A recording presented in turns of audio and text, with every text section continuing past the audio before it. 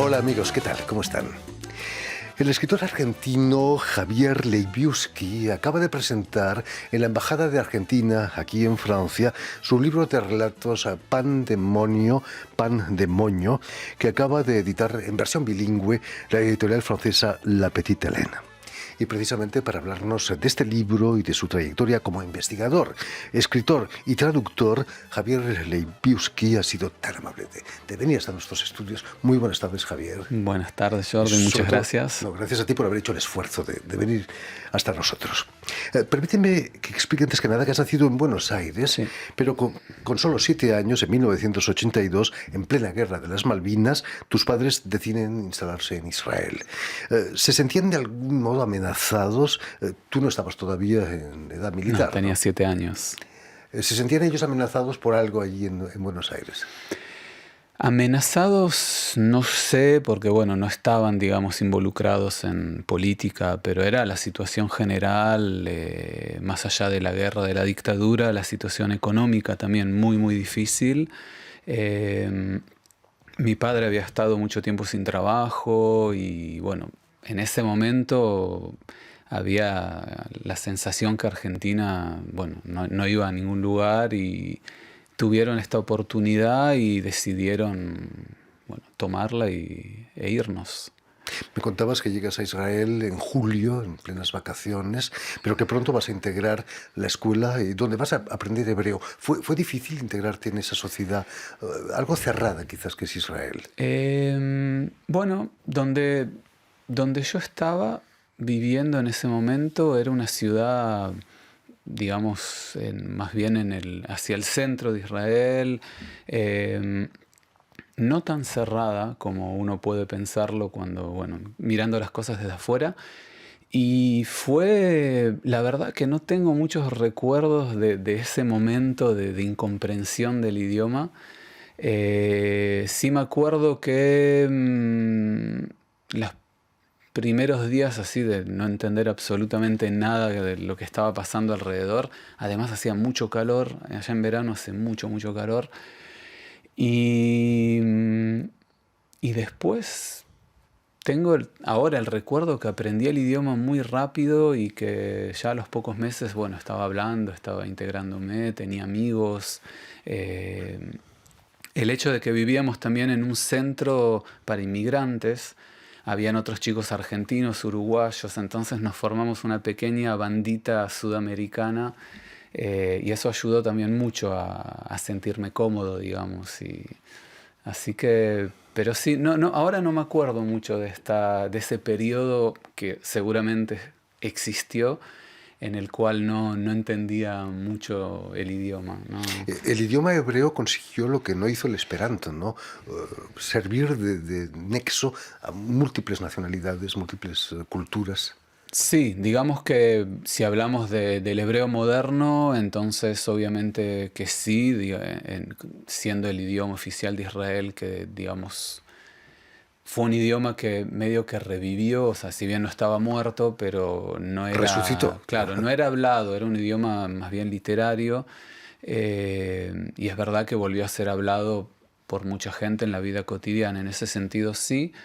Y quizás históricamente también, porque si bien no se hablaba, fue un idioma que siempre se usó para escribir, bueno, las comunidades judías comunicaban a veces en hebreo cuando vivían en zonas geográficas, bueno, muy lejanas. Entonces era como el idioma común. Así que de una manera muy minoritaria, sí. Porque el yiddish está desapareciendo. El yiddish, primero que es una judeolengua de una región, ¿no? De Europa del Este, y nada más. Es uno de estos idiomas que están luchando por digamos, seguir existiendo. Pero el yiddish, por ejemplo, desde hace mucho tiempo y en el mundo entero tiene una vida académica bastante desarrollada. Acá, incluso en Francia, hay un yiddishista muy famoso argentino que se llama Itzhok Niborsky. Más complicada, por ejemplo, es la situación del judeo español, que es el idioma sobre el cual yo hago investigación, y ese esa lengua sí que está en peligro de extinción, Sí, que es el digamos. sefardí quizás. Es lo que le dicen sefardí, tiene muchos idiomas, muchos nombres, perdón. Muchos lo conocen con el nombre ladino también, aunque bueno, académicamente ladino es otra cosa y se le llama judeo-español. En 1993 vas a volver a Argentina, a Buenos Aires, donde vas a empezar a escribir y a hacer música también he leído. Sí. ¿Qué fue primero, la música o la escritura? Eh, a ver, en cuanto, digamos, si vamos por orden cronológico, la escritura en realidad, porque escribía ya de chiquito en Israel, tenía 8 o 9 años, y me gustaba inventarme historias con mis amigos, historias medio de detective, me gustaba mucho leer los cuentos de Sherlock Holmes. Entonces tenía como una libretita, inventaba así, bueno, historias. Y después la música también vino bastante temprano porque siempre me gustó escuchar música. Y a los 13, 14 años, cuando empecé a escuchar, descubrí el rock, muy rápido nació también el sueño de, como me imagino mucha gente, muchos chicos que escuchan rock, de tocar en una banda de rock. Y eran los años de Pink Floyd, Emerson, Lake and Palmer. Ahora sí, en esos años, bueno, era los fines de los 80, principios de los 90, digamos que me enganché más con el heavy metal, más, bueno, Pink Floyd sí, había escuchado, un primo me había pasado un cassette con The Wall, que bueno, me cambió un poco la visión del mundo, y Guns N' Roses. Y ahí las guitarras eléctricas me hicieron algo y bueno, y como que me metí en ese mundo. Allí en Argentina ese mismo año vas a publicar Llueven uñas, tu primer libro, una experiencia con un grafista, Ariel Brandolini, que intentabas experimentar entre texto e imagen. ¿Qué salió de eso? Sí, Ariel es un diseñador gráfico argentino que vive en Italia, está todavía en Italia, y nos conocimos en Jujuy, en un viaje en el norte de Argentina, y bueno, empezamos a intercambiar, y fue un proyecto que lo armamos, él se volvió a Italia, yo estaba en Buenos Aires, empezamos a tener un diálogo, entre él me mandaba sus creaciones gráficas, yo le mandaba mis textos, fue toda una conversación muy larga por email sobre, bueno, filosófica sobre lo que hacíamos, por qué lo hacíamos, y nació esta idea de hacer un libro juntos en el cual él iba a interpretar gráficamente mis textos con una libertad total. Sin querer ser cómic ni historieta. Para nada, no. O sea, él trabajaba la tipografía, trabajaba la imagen, por momentos se quedaba como muy al margen, muy respetuoso del texto, y otros, hay un texto, por ejemplo, que lo intervino totalmente, y el texto casi que es difícil de leerlo de tanto que... Y bueno, era este juego de a ver qué pasaba, qué podía pasar. Interesante. Pues el mismo año de la publicación, en 2007, vienes a París, donde vas a estudiar en el INALCO, el Instituto Nacional de Lenguas y Civilizaciones Orientales, lo que los amigos le llamaban Langzhou hace tiempo. La migración de los judíos, vas a estudiar ahí, la migración de los judíos otomanos a Buenos Aires. ¿Por qué escogiste París y no quizás Israel o otras universidades? Bueno, vine a París por cuestiones personales de vida, digamos, familiares. Y porque siempre soñé con vivir en Europa, no necesariamente Francia, bueno, se dio que fuera Francia, por suerte, y acá conocí este lugar, el INALCO, el Instituto de Lenguas Orientales, y empecé a estudiar ahí para tener un diploma francés. Yo en Argentina había estudiado cine y bueno, estaba, digamos, dirigiéndome hacia en otra dirección. Y cuando miro el programa de estudios veo que se podía estudiar el judeo-español. Y ahí se me encendió una lucecita porque mi abuela paterna fue turca, de los judíos sefardíes turcos que echamos de España. Sí, su lengua materna era el judeo-español, y como ella falleció cuando yo era muy chico, era la parte de la familia que menos conocía. Me llamó mucho la atención, empecé a estudiar el idioma.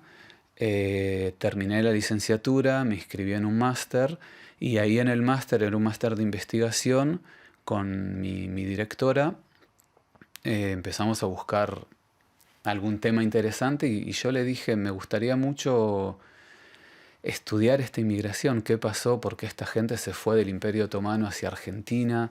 Y bueno, eso me llevó, digamos, en ese camino.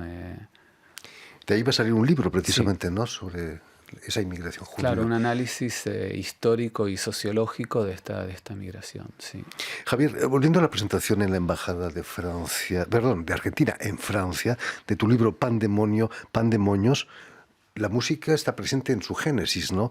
En el prefacio cuentas que después de la publicación de 2 de tus libros te preguntabas qué hacer y decides, como todo grupo de rock que se precie, de ir a buscar en los inicios, en los años de adolescencia, esos textos, los Garage Days, Sí. como dices tú. ¿Qué encontraste ahí en esos Garage Days? Tenía, bueno, una cantidad de textos en mi disco duro de esa época que escribía de una manera muy automática. Me sentaba y escribía casi compulsivamente. Y también en esa época trabajaba en una empresa en Buenos Aires y como me aburría mucho cuando el jefe no estaba, espero que no esté escuchando este programa. No lo creo. Igual ya es demasiado, pasó mucho tiempo. Me ponía a escribir, así por aburrimiento, y me salían historias, bueno, que muchas están en este libro. Y bueno, muchas eran muy salvajes, o sea, muy, digamos, no tenían, como se dice en Argentina, ni pie ni cabeza. Y después con el tiempo mi estilo de escritura fue evolucionando y como que las dejé un poco de lado. Y ahí, bueno, en ese momento dije, a ver, voy a empezar a leer de nuevo estos textos. Y la verdad que me divirtieron mucho. ¿Es cierto que te levantabas a las 3 de la madrugada para ponerte a escribir? Me pasó muchas veces. Me sigue pasando. Sí, sí. Son textos que se podrían decir que son de escritura automática, surrealistas. ¿En qué condiciones los escribías? ¿O bajo qué condiciones? Bueno, ya veo hacia dónde apunta la pregunta, pero la verdad que no. La verdad que no, porque fue una época en la cual era casi vegano. No estaba de moda en esa época, pero bueno, una vida muy sana, practicando qigong, meditación, o sea que no había utilizado ninguna sustancia. Simplemente dejar correr la imaginación sin frenos y sin dejar que las ideas se vayan asociando solas. Y muchas veces me pasa que no sé cuál es de qué estoy escribiendo en realidad, hasta después que termine de escribir, que lo relea y ahí de repente digo, estaba contando una historia. Tiene mucho de onírico. ¿Hay sueños ahí en esos textos? Son muy oníricos muchos. Sueños reales no sé si hay en esos textos, pero sí hay simplemente como cosas de lo cotidiano que son muy banales y que con una mirada un poquitito corrida hacia uno de los dos lados pueden pasar un montón de cosas. En la segunda parte de Pandemonios son textos más modernos, pues son del año 2000, escritos aquí en París. ¿Qué cambió en el Javier de Buenos Aires y en el Javier aquí en París? Cambió que se me sumó un idioma más y que cada idioma es una manera de pensar diferente, una manera de ver el mundo diferente. Y para mí el francés me abrió un abanico de posibilidades de exploración lingüística. Entonces el hecho de escribía mucho en el metro en esa época, y el hecho de estar viajando en el metro, de escuchar fragmentos de conversaciones y tratar de distorsionarlas y entonces me abrió un montón de posibilidades. Y creo también que estaba más, ya para esa época, más tranquilo a la hora de escribir. No tenía ya esta necesidad de volcar de manera automática, ya me permitía tomarme el tiempo, digerir un poco las historias, un poco más ordenado dentro del desorden habitual. Y según cuentas en el último de los relatos del libro, en uno de esos viajes en metro, en el RER descubres la existencia de Dios. Es una revelación, ¿no? No vamos Totalmente, sí. a desvelar por qué, Uno se puede sentir místico en el metro de París. Por supuesto, en todos lados.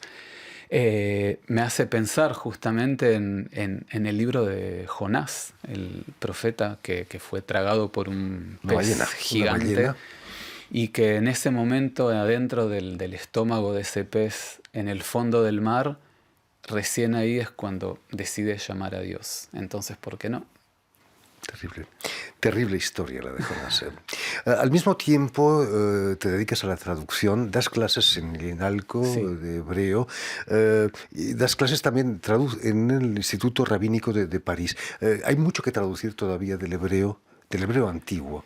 Bueno, las traducciones en realidad las hice, fueron traducciones independientes en diferentes momentos de mi vida, no siempre relacionadas con los textos antiguos, a veces también textos modernos, a veces traducciones comerciales. Pero quedan todavía, hay muchos textos, tanto en hebreo como en judeo-español, por ejemplo. ¿Es muy diferente el judeo-español del hebreo? Sí, el judeo-español es una base del castellano medieval, con agregados de catalán, de portugués, aragonés, leonés y por supuesto mucho hebreo, un poquito de árabe, y a partir del siglo XVII turco, griego y más adelante francés. Así que es una linda ensalada. Qué cóctel, un cóctel fantástico. Sí. Y la literatura judeo-española no es muy conocida, digamos, al gran público. Entonces hay mucho todavía. Hablando de cócteles, tu presentación en la Embajada de Argentina aquí en Francia tuvo algo de cóctel también musical, coreográfico, me contabas. Tú llegaste a cantar incluso, ¿no? Sí. Fue la primera vez que presento mis canciones y mi música en público. Así también. Que fue un gran momento también. Y que no será la última, creo, ¿no? No. Vamos a seguir, sí.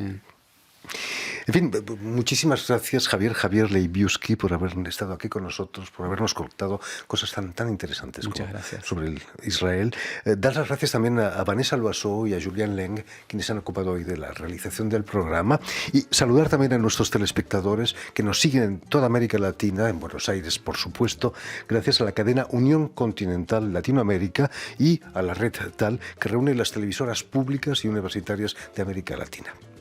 Y a ustedes, muchísimas gracias por su atención y les damos cita para una nueva edición de El Invitado de Radio Francia Internacional.